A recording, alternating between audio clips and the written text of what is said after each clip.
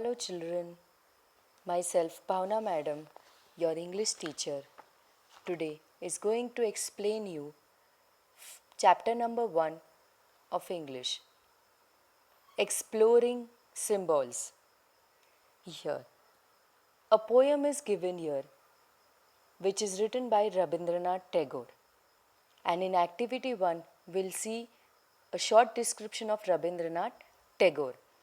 Rabindranath Tagore was born in Calcutta in 1861.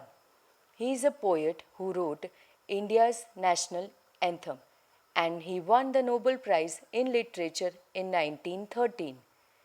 Rabindranath Tagore का जन्म कैलकाटा में 1861 में हुआ था.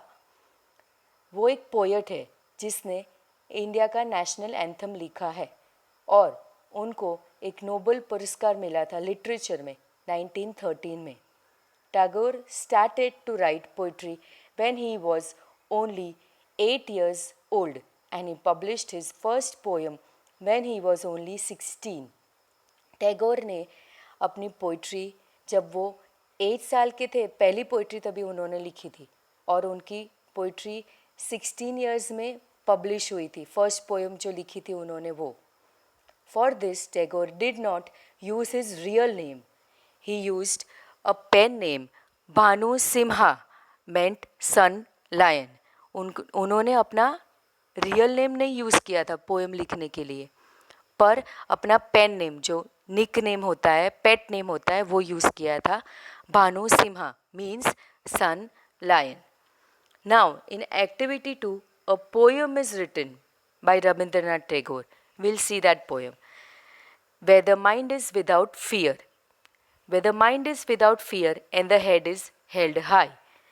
जब भी हमारा मन बिना फियर का, बिना डर के होता है तो नेचुरली हमारा सिर भी एकदम हाई रहता है. बिना डरे सिर तो एकदम हाई आसमान में रहता है. Where knowledge is free. जो नॉलेज होती है वो फ्री ऑफ कॉस्ट होती है, बिना पैसे के. Where the world has not been broken up into fragments by narrow domestic walls. जो हमारे दुनिया है वो छोटे छोटे टुकड़े में बटी हुई नहीं है. जो डोमेस्टिक वॉल्स होती है उसमें बटी हुई नहीं है. Where the words come out from the depth of the truth. जहाँ पे जो वर्ड्स है, शब्द सच्चाई की गहराई से निकलते. Where tireless striving stretches its arms towards perfection. हमारे जो आर्म्स है वो परफेक्शन की तरफ स्ट्रेच रहते. मतलब इसका मतलब क्या है कि हम जो भी कार्य करते, जो भी हाथ, जो भी हम कार्य करते वो परफेक्शन के मेहनत करते, वो परफेक्शन की तरफ बढ़ता है. Where the clear stream of reason has not lost its way into the dreary desert sand of dead habit. अब यहाँ पे एक स्ट्रीम का एग्जाम्पल दिया गया है.